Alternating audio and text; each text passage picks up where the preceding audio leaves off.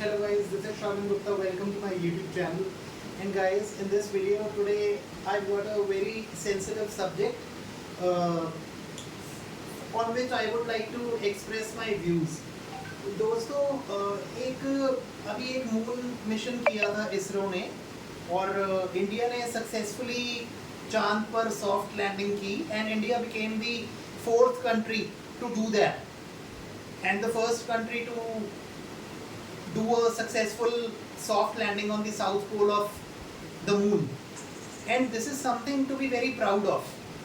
पर दोस्तों मुझे बहुत ज़्यादा खेद है, बहुत ज़्यादा अफसोस है कि कुछ लोग हमारे इंडिया के मून मिशन का, चंद्रयान 3 मिशन का मजाक उड़ा रहे हैं यूट्यूब पे, ट्विटर पे, सोशल मीडिया प्लेटफॉर्म्स पे।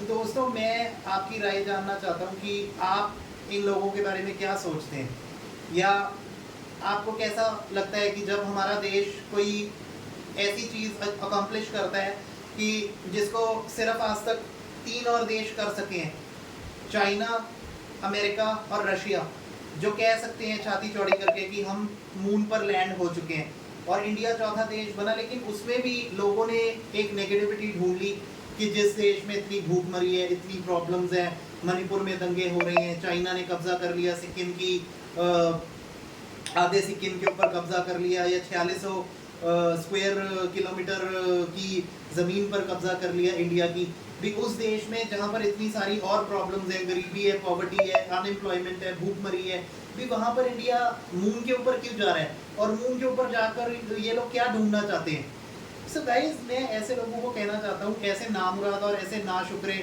और ऐसे बेवकूफ़ लोगों को ये कहना चाहता हूँ कि भी आप घर पे बैठकर सिर्फ कमेंट्री करना जानते हैं और आप कुछ अच्छा तो कर नहीं सकते, ना आप देश के लिए कुछ कर सकते हैं। देश के लिए अगर आप कुछ अच्छा नहीं कर सकते, एटलीस्ट अगर आप देश की सक्सेस पे अगर आप कंट्रीब्यूट नहीं कर सकते, तो एटलीस्ट आप उसके सक्सेस में आप नेगेटिव चीज़ें मत ढूंढिए।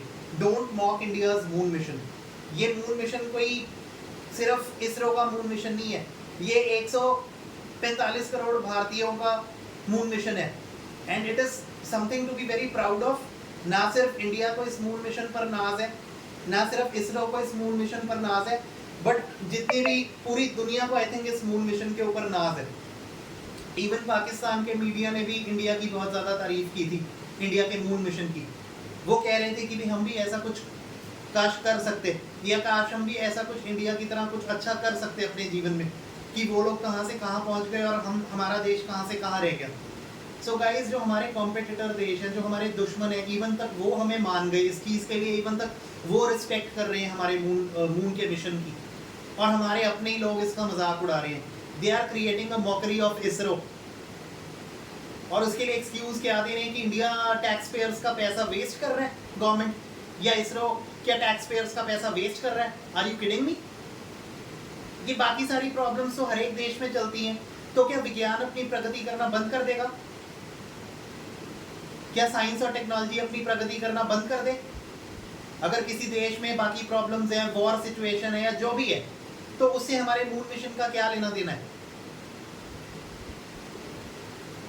हमारा देश मून पर लैंड किया तो it is not something which is easily achievable. It is something which only 4 countries could do, including our country. So this is something to be very proud of, first of all. और दूसरी बात, इससे India के, ना सिर्फ India का मान बढ़ा है, इंडिया का गौरव बढ़ा है, बट इंडिया के जितने भी मतलब इंडियंस हैं, सबका मान बढ़ा है, सबका गौरव बढ़ा है।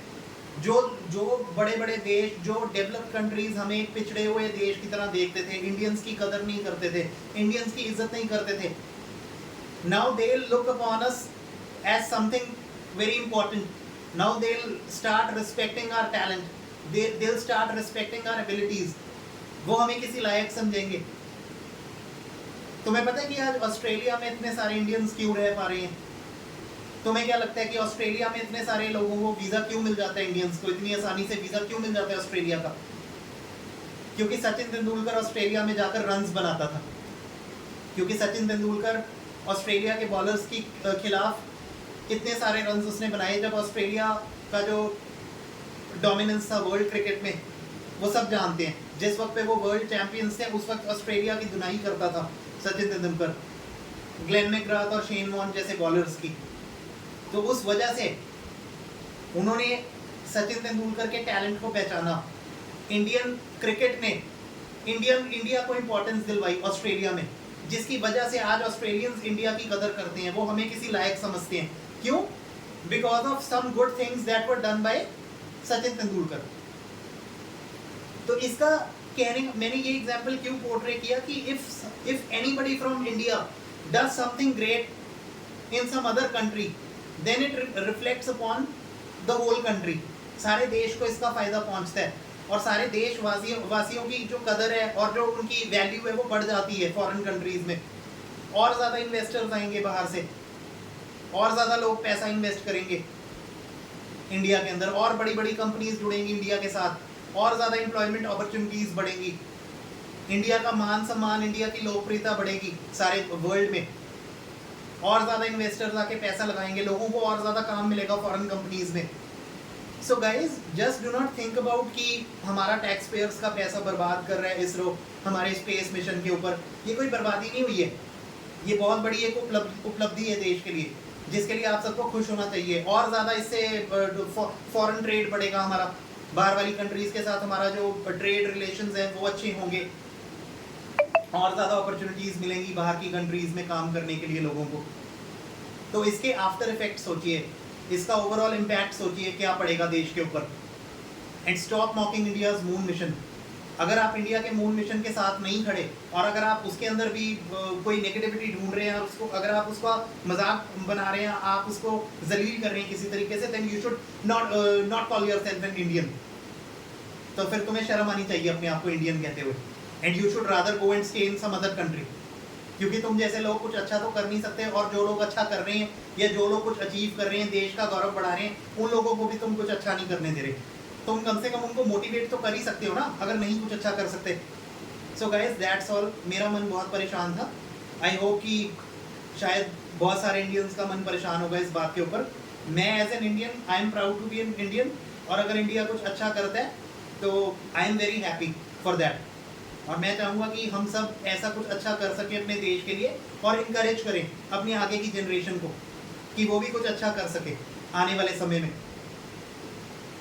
और साइंस एंड टेक्नोलॉजी हमेशा तरक्की करती रहे, जिसका फ़ायदा सारे देशवासियों को मिलेगा आगे की आगे। थैंक यू, बस मैं यही कहना चाहता हूँ। चैनल को सब्सक्राइब कीजिए और वीडियो को लाइक कीजिए अगर आपको मेरे व्यूज़ अच्छे लगे, और कमेंट सेक्शन में ज़रूर बताइए कि आपको आपकी क्या राय है इस वीडियो के ऊपर। Thank you.